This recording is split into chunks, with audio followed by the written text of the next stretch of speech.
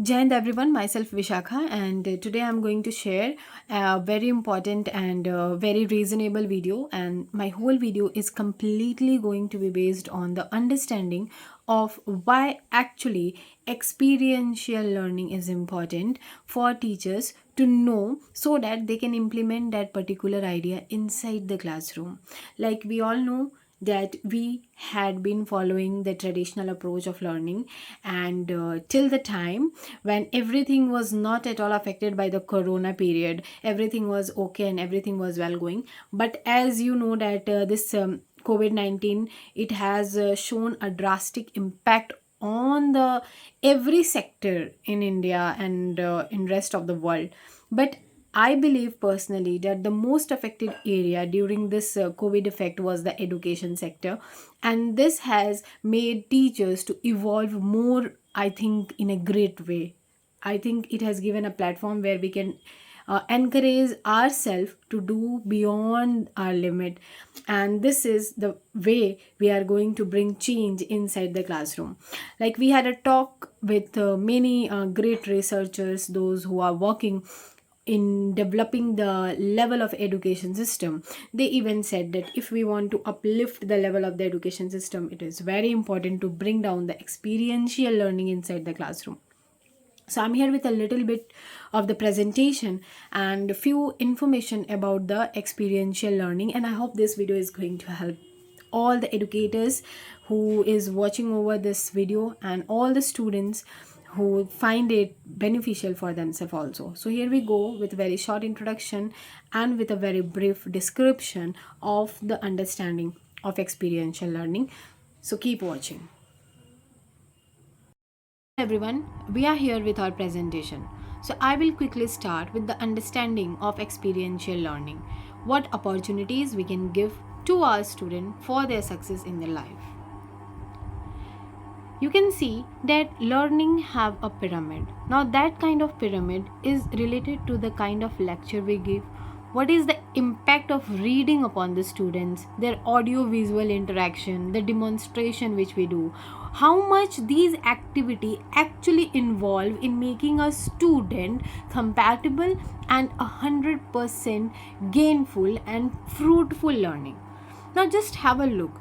When we are going inside the classroom and if we are just lecturing, we are reading of the chapter, we are reading about the content and we are just giving lecture, then the retention of the learning is only 5%.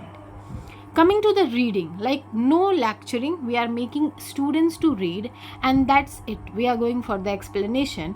This is going to give the retention of 10%, followed by audio visual activity. Suppose if we are allowing a student, if we think that a practical learning is like playing the video on the dizzy board, showing a video is not going to help them out at a very great level. Now this activity hardly contributes only 20% to the overall development of the student. Then demonstration, like when we are, like take an example of a practical lab. When we are doing it, when we demonstrate something while teaching, then this is going to create a little bit of impact. That is also, the ratio is only 30%. Then discussion group, I think this is the beginning and the most important part, to involve students inside the group discussion. If they are good at GD, if they are good at sharing their knowledge, if they are good at sharing their experience, if they are able to keep their point to you or to other students, then this is really going to retain their learning power and the retention percentage will be 50%. Coming back to the practice by doing. Now, this is what actually experiential learning focus on. When we do something while practicing, it's going to have the 75% of impact on the students.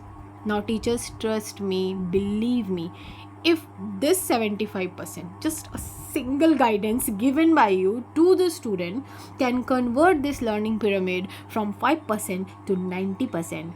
Last but not the least is the teaching others.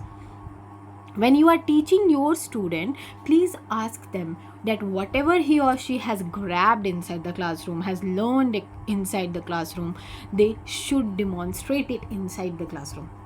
They should play the role of a teacher inside the classroom, and they should teach. When they will start teaching, when they will start delivering the classes, there will be the cross question environment inside the classroom, and this will make that particular child more confident, more bold. I hope that this learning pyramid is very much clear to you. Coming next, now when we come to the definition of the experience learning, I believe that it is like related with each other. Like it is the integrates learning, cognitive and behavioral. Like this approach believe in learning by doing, that enables learners to gain experience in the application of learning concept. That is a brilliant thing which I can share with you all. When we have experience of certain thing, we can have the reflection over that particular thing. I don't know, without practicing or without having the experience of any new thing, I cannot say that that thing is not suitable for me or that thing is not good for me, until and unless I'm not going to experience that particular thing in person. So that gives a critical reflection. Critical reflection is actually related to the conceptualization, and this conceptualization gives experimentation, and this experimentation gives you experience, and again these all 4 cycles, they flow together. So ask your students to involve in the learning by doing concept. Cognitive learning theory. You all have heard this term many times in many webinars, many workshops, many presentations. Now this is what actually has become, I think, hot topic of the education sector. Cognitive learning involves the acquisition of problem solving by organizing information and creating frameworks or models for understanding relationship between ideas to enhance meaning. When the learning is based on mental process by which learners take in, interpret, store and retrieve information. This is like when a stimulus and this gives the response. This is very important, that teacher should know that how to bring this cognitive learning pattern inside the classroom and connect their students together. Behavioral learning theory is actually, it includes the learning that changes an individual's behavior and may encompass any of a number of conditioning experiences that create a behavioral change or response to a stimulus.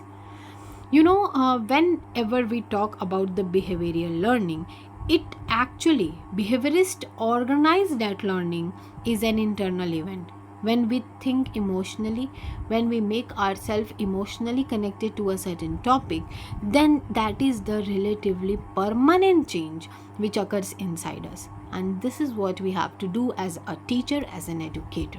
We have to bring this type of change inside the student. When we talk about EL is integration that connects the cognitive learning, our perception, our behavior, our experience and the reflection together for the all over holistic development of the learning. Concrete experience comes when we do something, when we have experience. Reflective observation is like we review something and we are reflecting whatever experience we have on that. That reflection can be both, no doubt in that, positive and negative. Then abstract conceptualization, we conclude and we learn from the experience, and again we go for the experimentation.